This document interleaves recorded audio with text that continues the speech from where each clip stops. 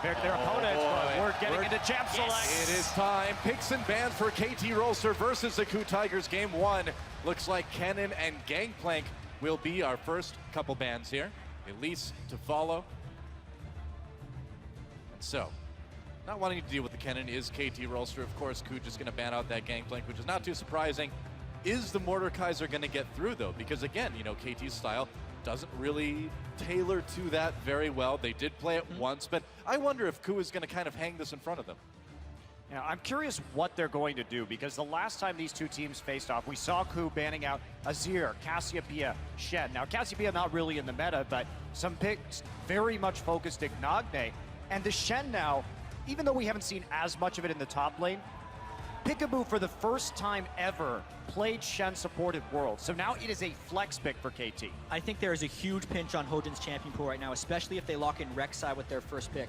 Because Hojin's played 2 Elise games, 2 Lee Sin games, and 2 Rek'Sai games thus far at Worlds, and 2 bans have already been targeted specifically at him. That said, Hojin is known for having pocket pick junglers like Trundle and Sion that he's been actually quite successful on, but it's going to be a Darius first. Wow, so focusing the jungle bans and still giving the jungle options over to KOO, but they want that Darius. Is Tom Kench going to go over to the KOO Tigers? It is. Tom Kench and Rek'Sai.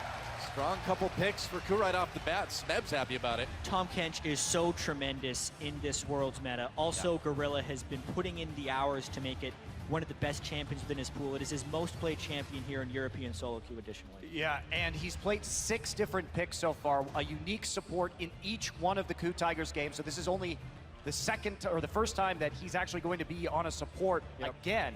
But I think he had the best Tom Kench game of anybody so far at the World Championship. Yeah. Dude, that was one of the most entertaining support games I think I have ever seen with Gorilla's Tom Kench, so I cannot wait to see what he can do today. Gragas and Thresh picked up by KT. 2 more over to KOO, and of course, Peekaboo on that Thresh is a pretty huge danger. It's the champion that he's known for, so both supports getting some of their best champions, I think you could say right now. I think so. I think KT's actually been fairly conservative with this early pick phase. Yeah. I also don't think they've gained a huge amount of value from their bans, since we are seeing Rek'Sai versus Gragas, which is pretty much the junglers we see in every game.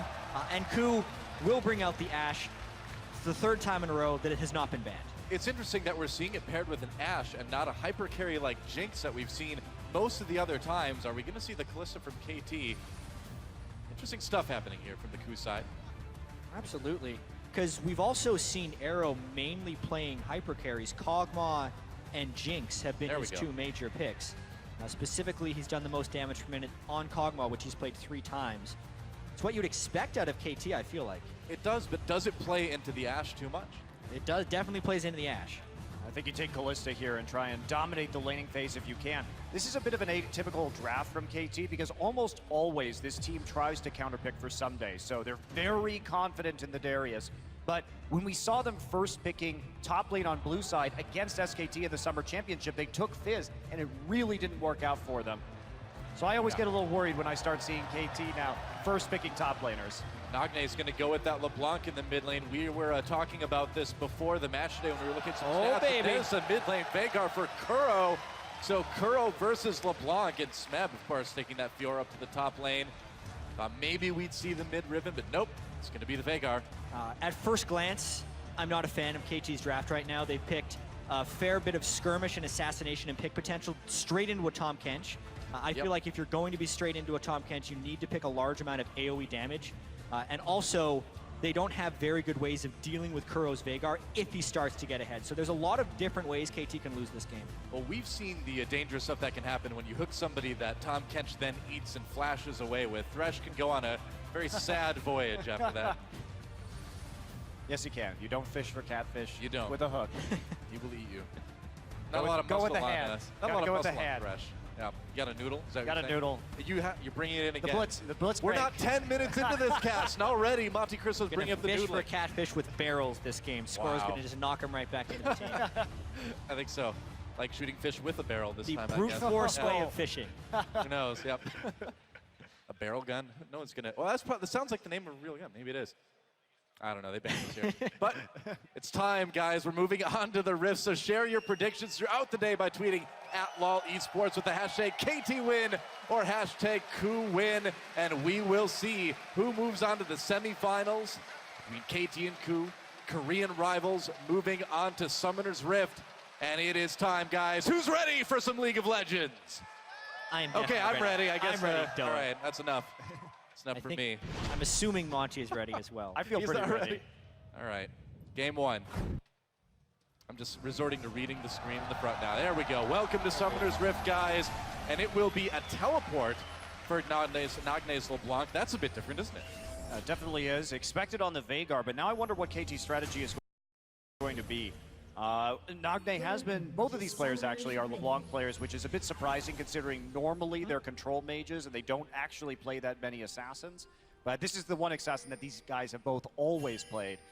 And well, Veigar will be a new one though. Quadruple teleport. Yeah, and to speak to the LeBlanc versus Veigar matchup, I actually think it's pretty heavily favorable for LeBlanc in lane. More so when LeBlanc brings Ignite though, because it's a significant amount of kill pressure. Later in the game, it gets very easy for the Veigar to just ult the LeBlanc, who's usually going a high amount of ability power, and you can almost always get the ultimate in to force the LeBlanc out of the fight after one rotation. So Nagne is really going to have to snowball this game, I'd say even harder, because he's not able to win the lane phase through Summoner Spell. Yeah, and maybe they can get some sort of advantage out of the laning phase and start split pushing, but one thing that Prey is really extraordinary at is his use of Hawkshot. And that was a major factor in the first win against CLG, was how well Prey was timing his Hawkshot, watching the enemy jungler consistently, and being able to set up plays on the mid lane from the side lanes as a result. So that's something that we usually don't see on the screen, more just on the mini-map, but it's something you should be keeping an eye out for this game because Prey is so good at timing it. I'm wondering how this mid lane matchup's going to go between Nagne's LeBlanc and Kuro's Veigar. I mean, when LeBlanc comes in with the distortion, that's a dash, so that gets caught in the cage. Correct. But the jump out is a blink, so it won't be. So yeah. Kuro's going to need to be really fast and kind of predicted to have any chance of catching. Yeah, basically LeBlanc holds all the cards in that matchup because there is an arm time on the cage. Basically, Nagne will always be able to predict if he's going to get caught in the event horizon, and Kuro can't actually reactively use it because if he uses it after Nagne has burned the damage, he can still get out freely. The only thing you can do is place the event horizon on the point where the distortion was cast from, so that if he swaps back, he stuns himself then. I mean, he picked himself into the matchup, so clearly he's got some confidence against this LeBlanc. We'll see if he can follow it up. Gorilla harassing Peekaboo. Peekaboo plays him in. There's the third. Peekaboo forced to flash away. Doesn't want to get eaten by that Tahm Kench. Well, really early troubles here. Peekaboo is trying to walk a little bit too close to that brush and definitely is punished for it quite quickly into this game. And you know, they wanted to have some sort of advantage here with the Kalista, start using that lane bully status that this AD carry has, and they're just not going to get it now with a flash down. Yeah, getting bullied right now by Prey and Gorilla. Score coming down, only 2 CS so far for Arrow. Yeah, Ashe's early laning phase is actually tremendously underrated. It's one of the strongest laners in the right situation, and it was made even stronger here by the fact that Gorilla and Prey did Gromp about 5 seconds faster than Arrow and Peekaboo did the Krugs, so they very easily got level 2 first, and as we saw, it wasn't properly respected by Peekaboo and Arrow, so he had to use his flash while he was out-leveled by the opponent bottom lane. That's actually a pretty big mistake there. If you know, you should know that you're going to be out-level 2, and you should almost never get caught as a level 1 versus level 2 in this lane situation. Oh, definitely. Standard lanes, though, continuing on. Score moving up towards the top. They want to be a little bit careful because they know Hojin was lurking around in the enemy jungle. There he is. Score finding him, going to do a little bit of damage on his way out. Actually, Nagne coming up. There's the flash in response from Hojin. Meanwhile, Someday keeps Smed up in the top lane, but he may regret it. Smed comes in. Can he get the kill? Not quite. He flashes, tries to go over for the turret. The turret hits him, and first blood goes to Someday. Smeb getting a bit overeager there. And actually, that kill was caused by Nagne's teleport because Smeb could have retreated backwards, but the teleport LeBlanc secures first blood. He doesn't get anything out of it, so he loses mid lane pressure, but the top lane matchup is much more important. For the team. I am so surprised that you'd see that level of all-in from Someday, because he was really willing to scrap, but Nagne had the time in the mid lane to make the teleport up there. So it's all coordinated. We can see there's no Veigar right there. And so LeBlanc easily able to respond to this, walking up the river and then using the TP. Yeah, Smeb was able to outplay the first Decimate by getting inside the ring, and he's confident enough to do the all-in because the junglers were engaged down bottom. That flash forward, though, was the instant Smeb regretted his decision and gives up first blood. Made a terrible mistake. Meanwhile, down in bot lane, things still progressing. Arrow pretty far behind in CS yet, but he has had a chance to catch up just a bit. And Someday, wow, not wasting any time going aggressive onto Smeb again. He's got that double Doran's, so he's got the Ruby Crystal actually too. So he's got the sustain that Smeb is kind of lacking right now. Yeah, with that one item advantage, it's going to be very difficult for Smeb to walk up on the minion wave right now. So here's Hojin ready to help. Smeb trying to bait Someday back. Hojin comes in. There's a knockup. They know that Darius has no flash. Ward's thrown down. Someday in a lot of trouble. Can they take him up before he gets to the turret with that slow? I think they can. The heal was nearly enough. Someday pulls him in. Oh, and he gets 1-for-1. Someday already doing work on that Darius. Just getting the Decimate off cooldown, hitting 2 people, getting the heal in was enough to buy him time to get back under the turret. And I love this Fiora-Darius matchup. It is so fun to watch in this top side. Smeb will get a kill in response, but it's been a wild one so far. It really feels like Fiora Darius is the essence of what they say when we call it a skill matchup, because it really depends on how they play. It depends on the item timings. Different breakpoints come out throughout the game that gives either one an advantage. And that was honestly a perfectly timed gank by Hojin, but Someday executed well enough in the escape that he traded the kill back. That gank almost equalized that lane entirely, but instead they just trade a kill, and Someday will maintain a small advantage. Yep, pretty much picks up that longsword while Smeb picks up his Ruby Crystal. Meanwhile, a little bit of action in the bot lane. And this one could get a bit bloody overall, too. I mean, coming into this, KT and KOO, besides SK Telecom, had the highest kills per game, the lowest deaths per game, so they really know how to make the plays that result in kills. Well, not only that, though. Oh, Level 6 here. Oh, time to dive. Yep. They're gonna go in. This will take turret first so that they can stack up bleed stacks if they want to go, but they're a little sloppy on the initiation there. Yeah, Someday took a couple of shots right there walking back under the turret, so they're not going to be able to pull that one off quite yet. All right, stepping right there. Yes, that's enough poke that they're going to want to pressure Smeb off this turret or force a Rek'Sai to come up elsewhere. They haven't had eyes on Hojin, so there's going to be a little bit of trepidation on this gank. They're wondering if Rek'Sai is going to come through, but they have all the entrances covered, so they think this is pretty much a safe dive if they want to go. Should be. Score is right there, but yeah, again, they don't quite know where Hojin is, and they're actually going to give that one up for the moment. Recall for Someday, so will they decide to go for it? Smeb coming down, and it doesn't look like anything's going to happen right now. Meanwhile, in the mid lane, Kuro has fallen a little bit behind in CS, but you kind of expect that in this matchup. And when it comes to the early game, we briefly touched on this before, but in the first 15 minutes of the game, KOO was up 3.2 kills for every death that they had, and KT was up 2.25 kills for every death that they had in the group stage. Wow. So one of those things will change. One of those things will change, but they like to fight. They've been very successful at acquiring kills early. These are the top 2 teams at Worlds so far in terms of kill-to-death ratio pre-15 minutes. Someday going at it again. Beautifully done. Yeah. This matchup is almost entirely decided on 2 things. It's the riposte timing by the Fiora, and also Darius being able to land the outer ring of his Decimate. Whichever one of those goes more beneficial for either the Fiora or the Darius is generally what swings the matchup. True enough. CS nearly dead even, though. Someday protecting himself against some ganks, which you know Hojin really wants to make happen. I don't know. We seem to have hit a bit of a lull in the action for now. Yeah, but at the moment, KOO is actually swapping the lanes, and the question will be whether this was scouted out by KT because they haven't pinged anyone missing. Are you looking for a challenge? Whoa, the entire KOO team almost showing up. There's Nagne as well, came in with his teleport. Someday is going to get taken out, and now they're going to go after Nagne. Can't quite catch him though. Whoa, big barrel from Score, and Kuro takes a couple big turret hits. KOO might stick around to take down this turret, but man, everybody wanted a piece of Smeb in that top lane. Well, they needed to shut him down, right? He was getting too much of an advantage, so they send all 5 people up into that top side to go ahead and make a play right here. We did see Gorilla hit that level 6, try and come in very quickly, and they caught Someday unaware. And now KT scrambling to get this turret. Yeah.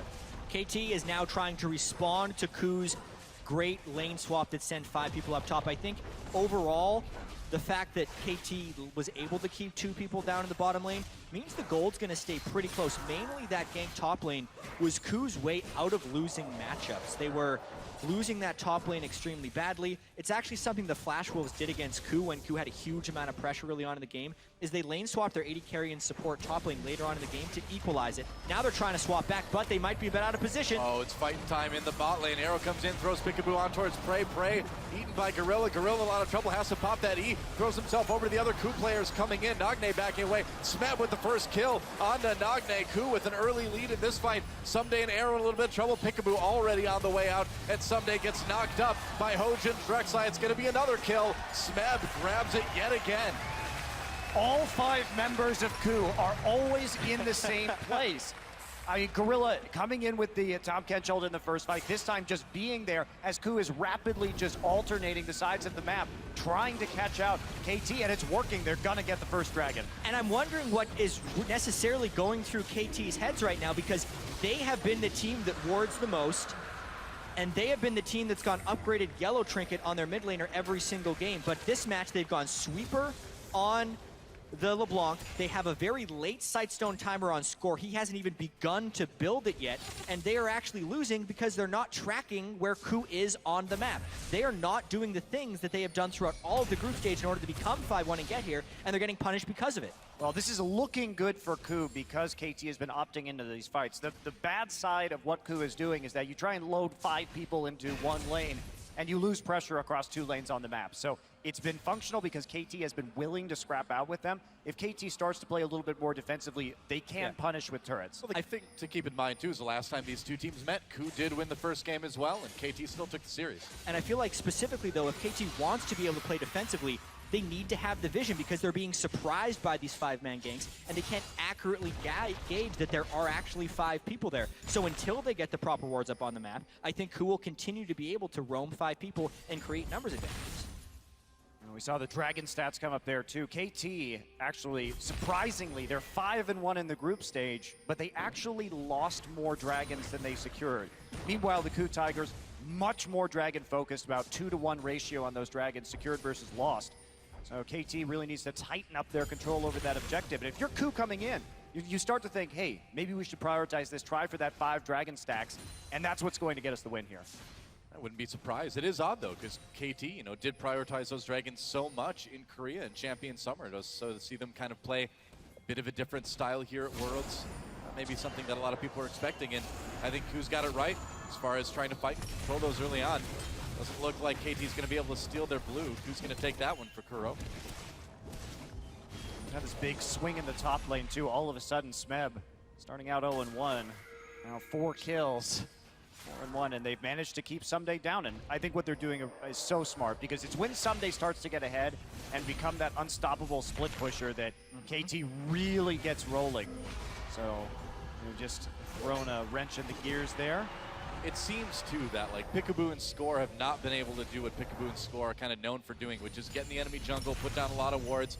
You look at the map right now, not a lot of KT wards on the KOO side. And the thing is these 2 teams know each other really, really well. KOO knows exactly what KT wants to do with their jungle and support, and they're doing a great job of stopping it. I would agree. Gonna get a free turret right here, no defense. Yep. Arrow popping down. That'll help. From the jungle, but easily taken, and gonna get a freeze on the other side, though. Yeah, at this point, though, KOO will need to get some actual deep wards if they want to make their next move. They've been able to hawk shot things down a little bit. I think they're mainly able to get that turret. Was that the Abyssal Voyage out to get out? To the ground? So, yeah, what happened was KOO pushed forward right there. They didn't have a lot of wards in the river, so they were afraid they're getting. They were afraid that they were going to get collapsed on, especially since LeBlanc's teleport was up. So they go ahead and use the Tom Kench ult just to secure the turret and get out. Makes sense. And this is what I love about this Abyssal Voyage is, as this tournament has progressed, we've seen more and more use of the Tom Kench ult. Started coming in nobody really using it in an interesting or a flashy way, but we're seeing more and more ways to use it as the players get more comfortable with this champion. Well, between 2 teleports and Rek'Sai and Tom Kenchel, KOO can basically be anywhere on the map they and want Ash anytime. Arrow, you know, whatever. Yeah, exactly. I think that may be one of the reasons Nagne, instead of going for Ignite, went for Teleport, because they were realizing that they were so outscaled in globals here, and that's a large part of what's been winning teams games here at World. So they're trying to keep up a little bit, although I feel like KT is shooting themselves in the foot a little bit early here, not upgrading yellow trinkets early, going sweeper on LeBlanc when Nagne has been doing nothing but upgraded warding trinkets, and they're getting a little bit out-roamed on, and they are going to be more vulnerable to picks, I feel like, because KOO has the initiation tool with the Ashe. Yeah, they definitely do.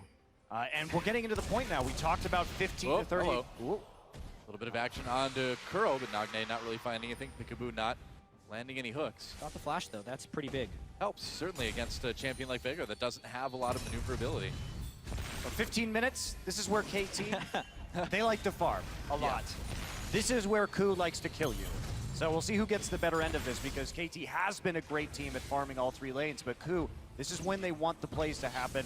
They want to fight you, they want to skirmish. And KT, the mass wards are starting to come down as they regain control over the topside river. Yeah. Now things are starting to swing just a bit, but they've got to protect this mid lane turret. If KOO takes this out, along with the bottom lane, they'll have really good dragon control. KT, though, going to deny them for now. Someday it looked like he wanted to be sneaky, but nope. Hard to be stealthy when you're dribbling a basketball. It's too noisy. Sorry. Especially trying to dribble it in water. I'm not actually sure how that works. You don't see James Bond dribbling a basketball or anything like that. You don't see anybody dribbling a basketball in a river. No. Well, you see people try, but they fail pretty miserably. Oh, well, I'm sure they'll invent something for James Bond. If he wants to play basketball in a river, he can. Yeah, they invented an invisible car. I'm sure bouncing a ball on water isn't that How difficult. hard can it be? Come on, Q, get on that. Seriously. Well, someday, just pushing up to the top lane as well. Yeah, I will say, though, we mentioned the 10 to 15-minute jump that KOO had so heavily in the group stage, the largest of any team. They actually averaged 2,300 gold advantage specifically between 10 minutes and 15 minutes, and we're thinking, it's just because of the group stage. They had a 2,000 gold jump between the 10 and 15 minutes against KT in this game. They have been very good at making that nice rotation that leads to a team fight win against pretty much every team at Worlds, and they did it again here against KT. And here comes Dragon. Second one just came back. Wondering where the first one went. He'll probably find out soon.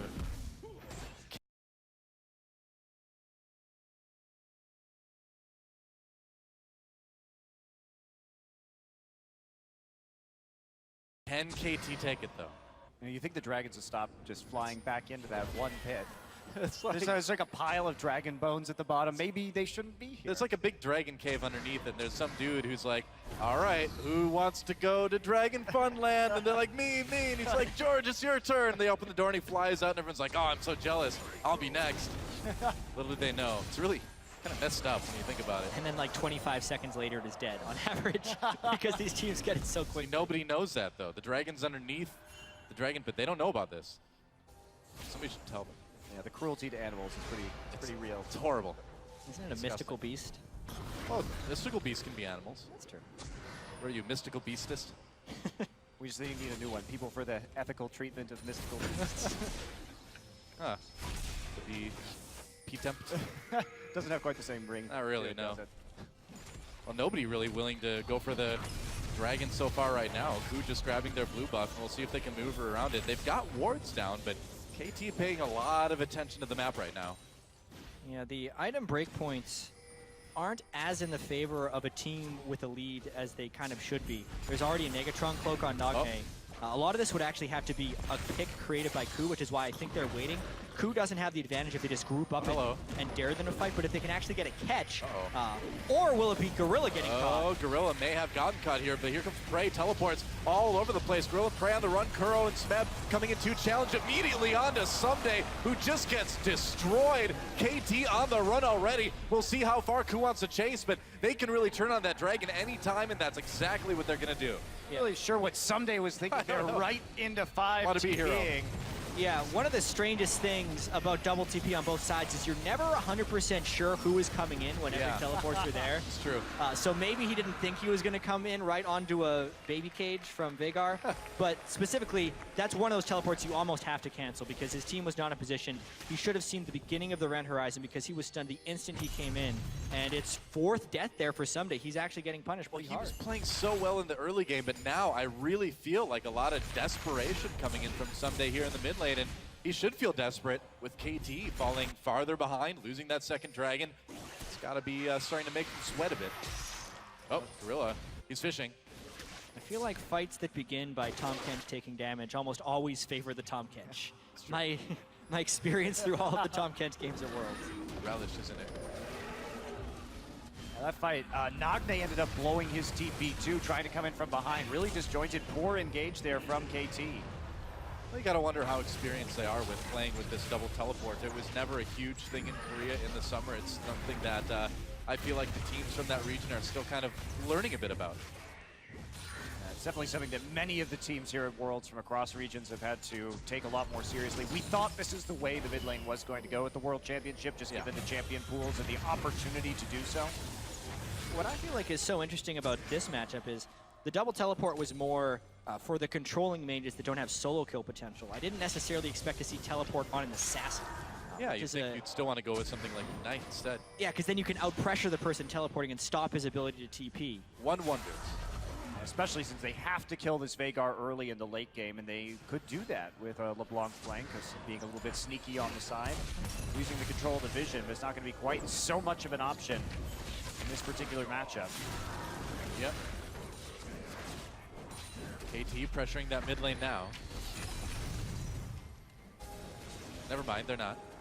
Well, they're trying to, but we've kind of been over this discussion of Veigar and how I think it's going to be a massive pick throughout the rest of Worlds because he has almost everything that is currently valued in the game. Great late game scaling, great siege, great wave clear. He can assassinate other squishes coming at him. He's a strong team fighter. The only weakness is his mobility, and he is attackable in that sense. But if you're positioned well in the hands of a good player, it is one of the most powerful mid lane picks. Yeah, we talked about him kind of as a new Victor, a little bit less mobility, but counterbalancing that with some insane single target damage and an ability to punish AP champions both in the mid and the top lane should they come through. Well, man, if you get hit by an Ash arrow, that's just like a golden ticket for Veigar to walk up and destroy you.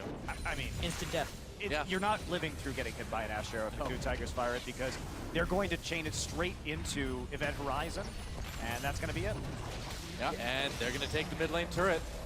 And that's the siege right there, Event Horizon around the turret. So if you want to walk up to wave clear, you're walking into your own death. Unless you can set up flanks, but at the time, KT doesn't even have their teleports up right now, so a really smart move for KOO to siege in that particular situation. KOO is actually very vulnerable to flanks, especially if they're using their Event Horizon in a siege situation, but they were very safe to do so in that situation. KOO's doing such a good job at moving around the map in a group too, and we talked about, when you move in a group like that, you let the other lanes get behind, but they've got enough pressure across lanes now that they've got the time to do that, I guess, and make it work. Well, the pushing pressure really isn't there for KT. I suppose they have to try to match KOO, don't they? Arrow's still waiting on that Ruinous Hurricane, so he can't wave clear as fast as he would like, so this is a great time for KOO just to set up this Veigar siege. Yep. Look at the kiting right there. There's just nothing coming in. You shoot out that volley, you put down the Event Horizon, and there aren't very many options. It really is up to Someday and Nagne to try and get a flank here. And Arrow has to farm right now because that Ruinous Hurricane is so important to controlling the minion waves so that KOO just can't group so freely. Can that even really stop the siege, though? I mean, the attack range on Kalista, if Veigar walks up and again, puts that Event Horizon down near the turret, can you get close enough to even clear the way? It's mostly about clearing the side waves so they can't just group with no punishment. They have to. They will be forced to lose minions onto their own turrets if that's going to be the case. Yeah, KT has to be ahead of the play of the 5 people grouping in the mid lane and create split lane pressure, and that in turn can set up the threat of teleport flanks. If KT ever gets in a situation where their side lanes aren't pushed once again, they're basically losing that intermid lane. Makes sense. Praying Gorilla pushing up this top lane a little bit, taking a detour to make sure that the minions are going their way. And KT just kind of seems afraid to try to really push out at all. They've got a couple wards a little bit into the top jungle for KOO.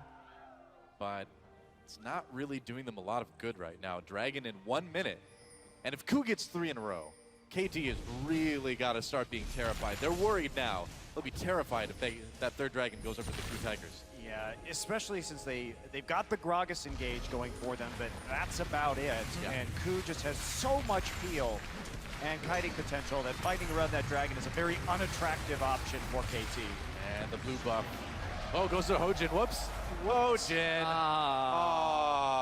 We actually haven't seen that much. No. Yeah, It's actually been surprisingly the first infrequent. one I I think this remember. is the first one I've seen. Well, congratulations to Hojin. First one to steal the blue from his mid laner. well, at least he can get cooldown reduction. I know. Congratulations. Really need it. More for all tunnels, you know. Oh, see, that's exactly what Kuro wants to do Oh. to Nagne. As soon as he Yeah. distorted in, he placed the event horizon right on the start of the distortion, so Nagne was either trapped inside or he had to go back and stun himself. Ends up burning his passive on it. Yeah, very nice.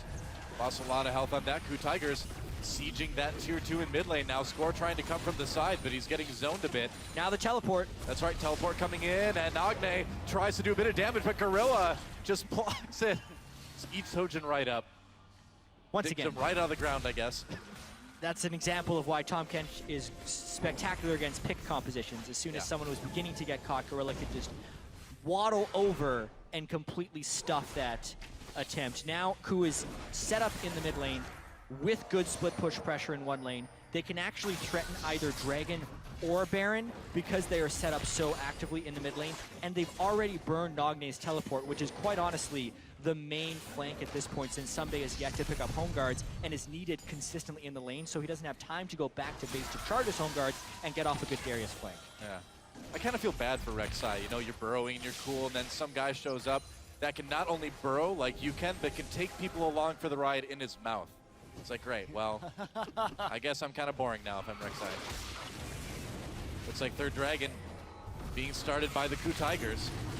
And will KT be able to stop this? They need to stop this. If there was a time to stop it, it would be now, because Yep. they have not got a pick before the Dragon. Coming in, waiting to try to smite it away. KOO breaking out for the moment. Oh, Score takes the Dragon for KT Rolster. Arrow comes in onto Arrow. He's going to cleanse it immediately, and KT trying to kite away. Kuro gets bounced in, though. He's in trouble. No, gets picked up by Gorilla, of course, but knocked over the wall. In fact, Someday got that kill. And now KT comes in. A huge apprehend by Someday, and KT all over the KOO Tigers. Even the challenge from Smeb wasn't enough, and there goes Gorilla. That is nearly a clean ace for KT Rolster. Credit to KT Rolster for taking a fight and playing well, Yeah. but a big mistake by KOO Tigers to not prep that fight with vision or a pick of some kind. They just allowed KT a free attempt at a Dragon Steal and then a full straight-up 5v5 engagement. You can't respond with the arrow here. So the event horizon goes down, it just zones out while the Dragon dies. And at this point, KOO gets very greedy. With the event horizon down, shooting the arrow is not as attractive, especially when it hits the Kalista running cleanse. And right here, Peekaboo zones him out. Kuro gets hooked. So poor positioning from the Veigar. Gorilla tries to save him, but he just dies inside the belly from the damage over time. And then Someday comes in with a huge apprehend. Big body slam right into a 3-man apprehend, and it is lights out for the KOO Tigers. Someday Score and the Hurricane from Arrow did so much work in that fight, but specifically it was just a very poorly played setup by the KOO Tigers. They lost all of their zone control, and we mentioned how they're vulnerable to flanks because they actually have a fairly not a very mobile team composition with the Veigar and the Ashe, but they have tremendous setup. They sacrificed their setup and they allowed KT to then use the mobility of LeBlanc, Gragas, and Kalista to get in on them. But now they're trying to shut down Someday yet again. Trying to save Smeb. Someday in a little bit of trouble on Very the big run carries. now. KOO is all over him, and he is out of there. Even the ultimate can't save him, and Smeb topped off with that heal. After the kill, he's 5-2-2 now, so still doing okay. Gold lead is in favor of KT. They do have the pressure right now, but they'll need a little bit more from that. We're able to pick up the Baron, too, and all that. Baroned up minions, Ashe Arrow down, so they're feeling pretty safe about this siege. Yep. Chasing KOO. Whoop, there we go. Score. A little bit of trouble. Knocks Smeb away. Has to burn his ult just to stay alive. So how much can KT get done with this Baron buff? Well, that's going to be the question. They already wasted it a little bit by sacrificing Someday right there, putting him in a vulnerable position where he could get killed. And so now we've got a little bit of waiting to do. One thing that's a bit interesting here is we haven't seen the Aegis come out yet. Score has intriguingly decided to build a frozen heart in this game, which I really don't think is the priority when we're playing against a Veigar. I mean, clearly they're worried about Smeb, but still, yeah, late game, that Veigar is going to do extreme amounts of damage. I can kind of understand it. If KOO wants to use his ultimate on Score to kill him, KT's probably saying sure. Then Arrow, Nagne, and Someday are going to be able to do work. So I can see the logic behind it, not to mention with the Cinderhulk and the Mercury Treads, it will be hard for KOO to one-shot him anyway. I also have to mention the frontline power of KT and how interesting it makes these mid to late game fights. Because if Someday and Score get to a tanky enough point where an Ash Arrow will not kill them, and if Peekaboo can complete the Mikhails, the lack of frontline for the KOO Tigers will create incredibly difficult teamfight situations for KOO. Late game Fiora, as strong as you can get, if you're not finding the right initiations into teamfights and you can't get through the other team's tank line, you become extremely ineffective. Enough. Well, KOO just wants their blue buff right now. They're not going to get it, though. Dear. Went over to Arrow, able to steal it with that Ren. Meanwhile, mid-tier 2 goes down in favor of KT. They got the turret. Can KOO punish this at all? Doesn't look like it. Looks like they just have to defend their inhibitor turret. These event horizons haven't really impressed me from KOO this game. He's had a couple of good ones, but he seems to be throwing it down too early and not really considering the rest of the crowd control on his team, because that one spell is incredibly crucial to how they're going to team fight or even defend these towers. Positioning does seem off a bit. KT going after that tier 2 down and bottom now. And KOO really had everything going for them. KOO That fight over the third dragon turned it all around. KOO is right now trying to defend without the Ash Arrow, so there's no good threat of them initiating. Their split push pressure has all but died at this point, because it seems like Someday, especially at level 16, currently has the power spike over the 5-kill Smeb, so they can't send him safely over in that direction. KT is really taking control of this game off of that Dragon and then Baron. Yeah, Smeb has had to itemize a bit awkwardly for MR, however, in this particular game, which is a little bit rough if we're talking about that split push one-on-one between Someday and Smeb with Fiora versus Darius. So we'll have to keep track of how that's going to go. Does finally buy a Chain Vest, so that should be a little bit more helpful. And KT, looks like they just want to push the lanes out. They recalled early, stop the siege. They really need to set up for this dragon. Yeah, that's just it. I mean, it's only 35 seconds or so until that next dragon comes up. So if the waves aren't pushing your favor, you're going to have a lot of trouble trying to secure it. And I do want to point out the change in strategy mid-game here by KT. They swapped to a upgraded warding trinket on Nagne to get better vision. There we go. And then he also bought green wards on top of that. So the warding trinket itself was enough to reach your ward cap. He's only buying the green wards to then replace his own wards on the map and reposition, because it is so important that KOO doesn't get a surprise initiation on KT right now. That's the only way they get back into the game. They're trying, hiding in that brush for a moment. Going to clear some wards out. They want that third dragon, or fourth dragon, or their third dragon stack, that is. This game could still end. I mean, it's not that much of a goal difference at this stage, and one good arrow from Prey could really turn things around and open up this match. It's a close game. If KOO gets the fight they want, it could end right there, but the same could be said for KT, and I feel like we're seeing a lot of what we saw in that last best of 5 that we saw in the semifinals for Champion Summer between these two teams. Yeah, very tight games. Yeah, pretty evenly contested. KT just trying to get the control over the mid and the bottom side right now. They've got great wards in the bottom for LeBlanc right now to keep split pushing up, so Nagne will feel very safe. And KOO just gonna back right off as the waves start to hit their tier 2s. Pretty much. I'm wondering how much AP KOO has right now, how much he's been able to build over the course of the game. Let me tell you. Find out. 700 is the answer. Yeah, he's gained lower than I would have expected. He's gained 200 from his stacking as of now. And he's also gone for the death cap early, which many consider to be the suboptimal build. You get so much bonus AP, you almost want to go Void Staff's second item. Yeah. But instead, he's just going for the big numbers. Interesting. Well, KOO going for the tier 2 down in mid lane here. KT may try to go onto this though someday. Back. That's a gonna burn teleport. That teleport. He's coming in. KOO Tiger's on the run already. Teleport from Nagne as well. Someday. Trying to flank, trying to bottle into KOO Tiger. Smeb goes in onto Score. He's going to get turned on immediately though. Pops that ultimate onto Score. Can't get the kill. Can't get the heal. Peekaboo in the mid lane. There's a kill for Arrow now. Score goes down, or rather Smeb goes down. Someday in the team all over the KOO Tigers. There's the ult, and here come the resets. Flash with the apprehend as well. Nice grab onto Kuro from Peekaboo, and this fight is all KT. Triple kill already for Nagne. Yeah, KT completely steamrolls KOO in that straight-up engagement. Well, they had good flanks that exposed the event horizon early from Kuro, and then KOO really just had no chance against the power of this KT composition. Someday just rolling in with the home guards. That's been a specialty of Someday for a long time. Great TP flanks, finds it again, baits out the event horizon, and there's no more defense for KOO. They try and split, but this is going to be the end of the game. That's right. Hojin doing everything he can, but the timers are just too long, and there goes the Nexus. Game 1 goes to KT Rolster. GG. Very competitive game. Back and forth there.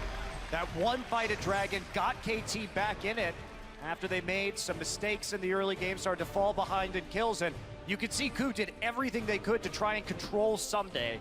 Yeah, it really felt like for about the first 20 minutes of this game, KOO was playing their composition exactly how they intended. But then after that point, as we actually saw many times during the group stages, KT found that one mistake the opponent made and then never relented the advantage gained off of that fight. After the Dragon fight, KOO really had no chance, it felt like.